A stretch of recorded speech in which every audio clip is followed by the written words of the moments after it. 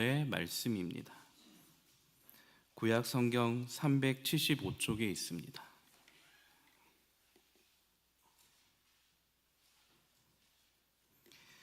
우리 한 절씩 교독하시겠습니다. 그때 이스라엘 사람들이 기드온에게 이르되 당신이 우리를 미디안의 손에서 구원하셨으니 당신과 당신의 아들과 당신의 손자가 우리를 다스리소서 하는지라.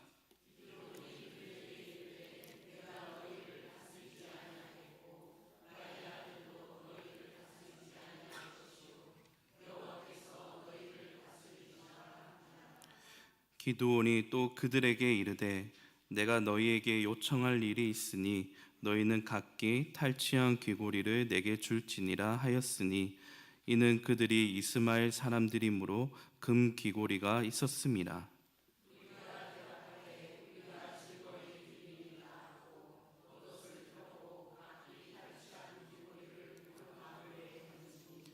기드온이 요청한 금 귀고리의 무게가 금 1700세겔이요 그 외에 또 초승달 장식들과 폐물과 미디안 왕들이 입었던 자색 의복과 또 그 외에 그들의 낙타 목에 둘렀던 사슬이 있었더라. 그 금으로 에봇 하나를 만들어 자기의 성을 오브라에 두었더니 온 이스라엘이 그것을 음란하게 위함으로 그것이 기드온과 그의 집의 올무가 되니라. 아멘. 이 시간 권사에 나오셔서 특송하시겠습니다.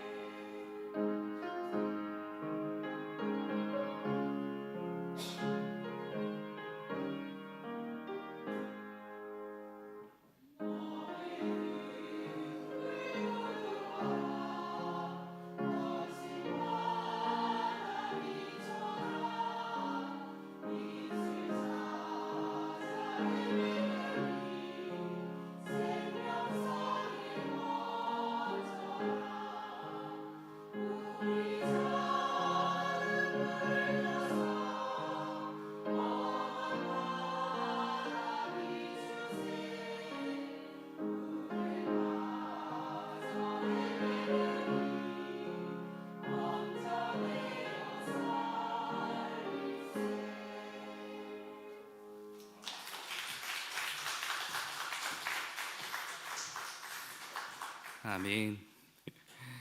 오늘 수요 예배 나오신 모든 성도님들을 환영하고 축복합니다. 아멘. 아름다운 믿음의 마무리를 위해서라는 제목으로 하나님 말씀 함께 나누겠습니다. 우리의 인생을 흔히 마라톤에 비유합니다. 42.195km를 시작과 함께 마지막 지점을 통과해야만 비로소 완주했다라는 기념 메달을 받습니다. 중간에 포기하고 싶은 순간이 와도 내가 해냈다라는 완주의 기쁨을 위해 끝까지 달린다는 것이죠. 등산도 마찬가지입니다. 정상을 향해, 고지를 향해 앞만 보고 오르지만 정상을 찍고 안전하게 하산하는 게 참 중요합니다. 건축에서 기초와 골격을 세우는 공사가 중요하지만 실내 인테리어의 최종 마감 공사가 깔끔한 것이 굉장히 중요합니다. 왜냐하면 건축에서 마무리가 좋지 못하면 오히려 안 한 것보다 더 못하기 때문이죠. 우리의 인생도 마무리가 잘 돼야 아름답습니다. 한창 전성기에 펄펄 날았어도 마지막이 부실하면 실패한 인생이 되는 것이죠. 오늘 본문에 인생의 마무리에 실패한 사람이 나오는데 놀랍게도 믿음의 큰 용사 기드온입니다. 사사기 8장 22절에 미디안과의 전쟁이 끝나자 백성들이 기다렸다는 듯이 기드온에게 나아가 요청합니다. 22절 말씀해 보시면 그때 이스라엘 사람들이 기드온에게 이르되 당신이 우리를 미디안의 손에서 구원하셨으니 당신과 당신의 아들과 당신의 손자가 우리를 다스리소서 하는지나. 한마디로 우리의 왕이 되어 주십시오. 당신의 집안은 그만한 대접을 받을 가치가 있습니다. 라고 말하는 것입니다. 이스라엘 백성들은 단지 기드온에게만 왕권을 넘긴 것이 아니라 자자손손 왕위에 오를 수 있는 세습적인 왕권까지도 허락한 것이었죠. 기드온을 열렬히 사모하는 열심을 넘어 그들은 기드온을 위해 거의 추앙의 대상으로 바라봤던 것입니다. 그러나 기드온은 그들의 요청에 이렇게 대답합니다. 23절의 말씀 우리 다 함께 읽겠습니다. 기드온이 그들에게 이르되 내가 너희를 다스리지 아니하겠고 나의 아들도 너희를 다스리지 아니할 것이요 여호와께서 너희를 다스리시리라 하리라. 아멘. 기드온이 23절의 말씀에 보시면 다스리다라는 동사를 의도적으로 3번씩이나 사용하는 것을 보게 됩니다. 지금 기드온이 다스리다 이것을 3번씩 사용하면서 이렇게 고백하는 것입니다. 나는 너희의 왕이 되지 않겠다. 너희는 여호와만 섬겨라.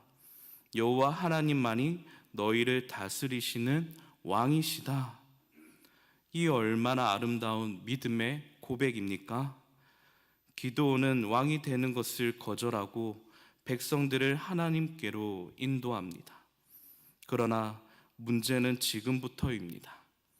기드온이 자신의 왕권을 내려놓는 결단을 내렸지만 뒤에서는 미디안 사람에게서 뺏은 금 귀고리를 달라고 요구하는 것입니다.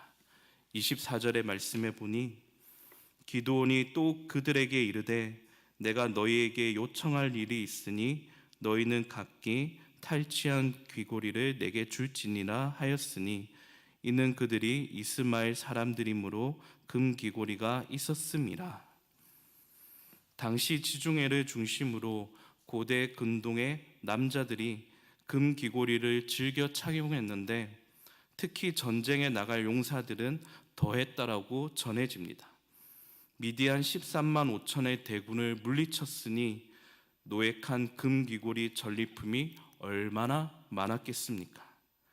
26절 상반절에 보니 기드온이 요청한 금 귀고리의 무게가 금 1700세겔이요 라고 말씀합니다. 금 1700세겔, 이것은 약 20kg이나 되는 상당한 무게입니다. 오늘날 금값으로 환산하면 무려 17억 1693만 원치의 금을 이 기드온이 얻게 된 것입니다. 당시에는 부가세를 포함하지 않잖아요. 기드온이 그야말로 한순간에 일확천금을 손에 거머쥐게 된 것입니다. 그런데 여기서 기이한 것은 기드온이 그 금으로 에봇 하나를 만들어 자기 성읍 오브라에 두었더라고 27절에 말씀합니다. 이 에봇은 무엇입니까?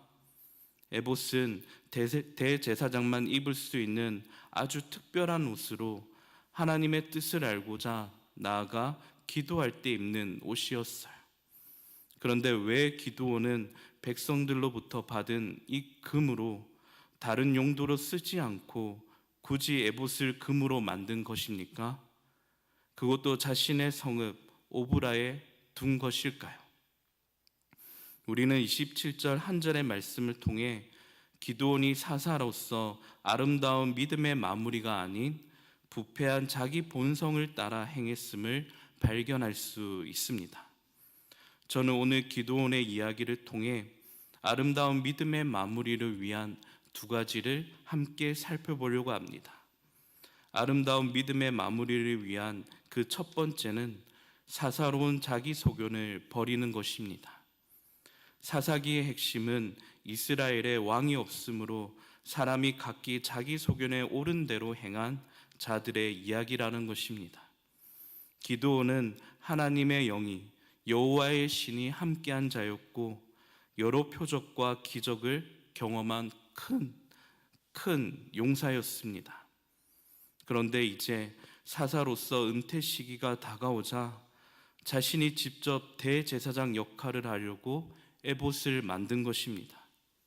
은퇴 무렵 기드온이 자신은 이스라엘의 왕이 될 수는 없지만 백성들 사이에서 하나님의 뜻을 묻고 대신 전해주고자 하는 마음이 컸던 것으로 보입니다. 그러나 에봇은 레이지파 사람 대제사장만 입을 수 있는 옷이었기 때문에 이 기드온이 만든 그 금으로 만든 이 에봇은 기드온에게는 전혀 합당치 않은 것이었죠. 에봇을 만든 기드온의 마음이 아무리 이스라엘 백성들을 위한다 쳐도 아무리 진실한 마음과 사랑의 마음이라도 하나님이 정하신 대제사장만 입는 이 에봇을 자신이 임의대로 만들어 성막의 규례와 법도를 무시한 채 실로가 아닌 오브라에 둔 것 이 자체가 하나님의 말씀을 거스르는 행동이었다는 것입니다. 그것이 바로 기드온이 범한 큰 실수였어요. 자신의 사사로운 소견으로 금 에봇을 만들었습니다.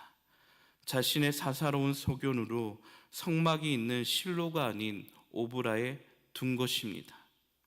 하나님의 말씀보다 자기 주관대로 행한 이 잘못을 이 기드온이 범한 것이죠. 기드온이 앞서 23절에 우리를 다스리시는 분은 오직 여호와 하나님 한 분이시다, 하나님의 말씀이 우리를 다스리신다 라는 명품 신앙 고백을 했잖아요. 그런데 왜 갑자기 하나님보다 자신에게 포커스를 맞춘 것입니까? 마지막에 아름다운 믿음보다 부패하고 타락한 자기 본성이 작동한 것입니다. 하나님의 말씀의 순종보다 내 생각, 내 감정, 내 의지가 더 중요했다라는 거예요. 성경은 기드온이 인생의 마무리를 자기 소견에 옳은 대로 행한 것의 결과를 이렇게 정리합니다. 27절의 말씀 다 함께 읽겠습니다. 기드온이 그 금으로 에봇 하나를 만들어 자기의 성읍 오브라에 두었더니 온 이스라엘이 그것을 음란하게 위함으로 그것이 기드온과 그의 집에 올무가 되니라. 기드온 한 사람의 사사로운 자기 소견 때문에 이스라엘 전체가 금 에봇에 미혹되어 영적인 간음을 저지릅니다. 금 에봇이 기드온 손에 닿으니 우상이 되었던 것이었죠. 기드온 한 사람의 사사로운 자기 소견 때문에 기드온의 가정이 올무가 되었다라고 말씀합니다. 올무는 날아가는 새나 땅의 짐승을 잡기 위해 사냥꾼이 설치한 장치라는 거예요. 마귀는 지금도 우는 사자같이 삼킬 자를 찾고 올무를 설치합니다. 우리는 기드온의 후반부 인생을 통해 무엇을 깨닫냐면 우리가 가는 믿음의 길에는 항상 마귀가 설치한 올무가 있음을 알아야 한다는 것입니다. 항상 뜻하지 않은 시험이 도사리고 있고 모든 일이 술술 잘 풀리는 것처럼 보이지만 뒤돌아보면 항상 걸려 넘어뜨리는 올무가 있다라는 것에 경각심을 가져야 될 필요가 있다라는 것이죠. 힘 좋고 믿음 좋고 젊을 때야 주를 위해 열심히 헌신한다 치지만 나이가 들어 힘 없고 돈 없고 건강까지 없다고 해서 우리 믿음이 약해지고 변질된다면 하나님이 얼마나 가슴 아파하시겠습니까? 우리의 믿음이 이 시간 영원히 변치 않는 금과 같은 믿음이 되기를 소망합니다. 우리 옆 사람에게 이렇게 인사했으면 좋겠습니다. 우리 끝까지 힘을 냅시다. 우리 끝까지 힘을 냅시다. 다시 한번 아름다운 마무리를 위해 자기 소견을 내려놓으세요. 아름다운 마무리를 위해 자기 소견을 내려놓으세요. 아멘. 계속해서 아름다운 믿음의 마무리를 위한 두 번째는 자기 권리를 포기하는 것입니다. 진정한 지도자는 부패한 자기 본성을 다스릴 줄 아는 사람입니다. 기드온이 이스라엘 백성의 요구에도 왕권을 포기한 것은 무척이나 잘한 것이지만 자기 사익을 위해 달콤한 금 귀고리 물질과 금 에봇을 자기 성읍 오브라에 둔 것은 여전히 자기 권리와 자기 영광을 포기하지 않은 것입니다. 온 백성이 기드온을 왕으로 추대한다 해도, 그를 열렬히 사모한다 해도, 온 백성이 금 귀고리를 들고 자신에게 나온다 해도 하나님이 기뻐하는 믿음의 사람은 자기가 가야 할 길을 알고 자기 권리를 과감하게 포기하는 것입니다. 자기가 누릴 그 영광을 과감하게 포기하는 것입니다. 진정한 지도자는 사람들이 자신을 향한 호의에 일희일비하지 않습니다. 진정한 지도자는 자신의 지각과 재물을 불리기 위한 수단으로 하나님과 믿음의 사람들을 이용하지 않습니다. 하나님이 가라고 하시면 가고 서라고 하시면 서고 손에 쟁기를 들고 뒤돌아보지 않는 믿음, 가난해도 오직 사명감 하나로 사는 믿음, 이와 같은 믿음이 우리 모두에게 있기를 소망합니다. 19세기 영국의 유명한 설교자 찰스 스퍼전 목사님이 젊은 교회 리더에게 이렇게 권면합니다. 우리는 교회의 리더십 자리를 통해 하나님을 섬기고 공경하는 것이 아니라 우리 자신이 영향력과 영예를 얻으려고 하기가 매우 쉽다. 물론 기드온처럼 우리는 하나님이 왕이시라고 여전히 말은 하지만 사람들이 우리에게서 지도, 응답, 문제 해결되기를 기대한다. 우리는 그들의 요구에 필요한 존재가 되려고 스스로 에봇을 만들어 입는 하나님보다 사람에게 맞추려는 어리석음에서 당장 떠나야 된다. 그렇습니다, 성도 여러분.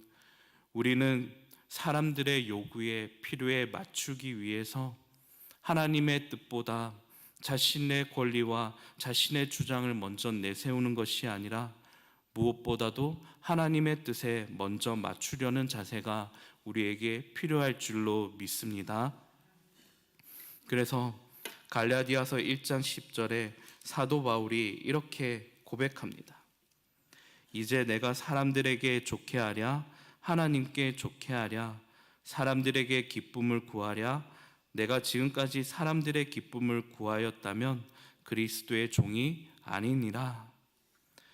사도 바울이 항상 하나님을 경외하는 사랑하는 마음으로 사람보다도 먼저 하나님 앞에 신실한 모습을 가진 것처럼 우리 또한 우리 인제장로교회 모든 성도님들이 하나님만을 먼저 바라보시는 우리 성도님들이 다 되시기를 소망합니다.